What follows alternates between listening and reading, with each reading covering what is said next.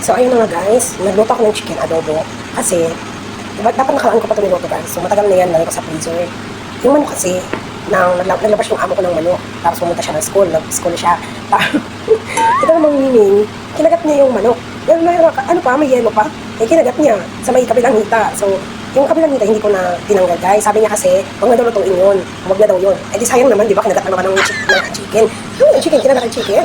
Kinagat lang naman yun ng pusa. So, tinanggal ko lang yung sa kabila, yung kabilang hita. Tapos yung kabila, yung iba, dinarinate ko. Nugasan ko na maayos, tapos dinarinate ko. Kasi naka-plastic pa naman yun guys, na kinagat ng pusa. Kaya di ba, ang swerte-swerte ka, kinagat siya ng pusa. So, ayan. Ngayon ko pa lang siya lulutuin ng adobo. Dapat ipipreto ko, may yelo, maraming yelo. Malis kasi yung amo kong babae, kasama yung dalawang bata. So, pagkakataong ko lulutuin. Kasi syempre nakakaya naman guys, kung halimbawa lulutuin ko siya, nandiyan siya, tapos sabihin niya, anong manok ba yan? Eh, sabi ko yung ginain ng pusa. Siyempre nakakaya, di ba? So, ngayon ko na lang lulutuin kasi wala siya. So, inadobo ko na. Ito pakita ko sa inyo guys. Ayan, di ba? Tingnan nyo. Wow. Chicken adobo guys. Nakamarinate na yun siya guys, pero tinigpan ko na lang siya ulit. Na-miss ko rin magkain ng chicken adobo. Ayan. Di ba? Lalaki pa rin. Lalaki ng hiwa. So, syempre, di natin yan maubos lahat. Magtira tayo, lagyan natin sa freezer. Tapos, bibigyan ko yung aking kaibigan doon, yung sa kabilang bahay. Bibigyan ko rin siya ng ganito guys. Para, pag may kakainin siya. Di ba? Para ulam niya na rin. Pag magkita kami. Hindi ko alam kung kailan naman kami ulit nagkita kasi nakarang araw kami nagkita. Hindi ko naman alam kung kailan naman kami magkita guys.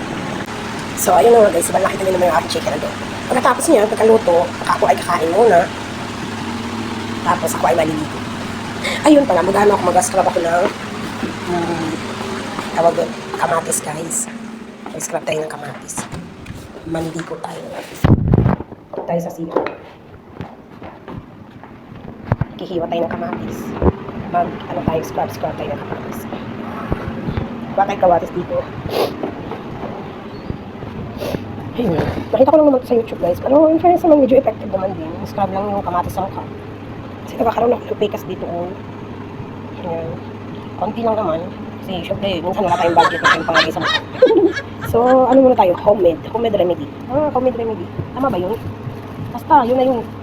Dito lang muna tayo sa mga kamatis. Dami naman ng kamatis dito eh. Hanapin na natin yung mga soft na kamatis guys. So, importante yun na yun. Importante ang mahalaga. Diba? So, may tatlo tayong kamatis. So, ayun lang. Mamaya, maluluto na yung ating guys. Mamaya, iyan ko sa inyo. Ito na. Ayan, malapit siyang maluto guys. May sabaw kasi, nadami ako ng tubig. Tapos, nadami ako siya ng tubig guys. Pero, ayos na yan. Takban ko lang ulit. So, ayun lang guys. Lutuin ko lang yun. Pagkatas kakain na ako. Para sa maligo na. So, ayun lang. Thank you for watching guys. God bless po sa ating lahat.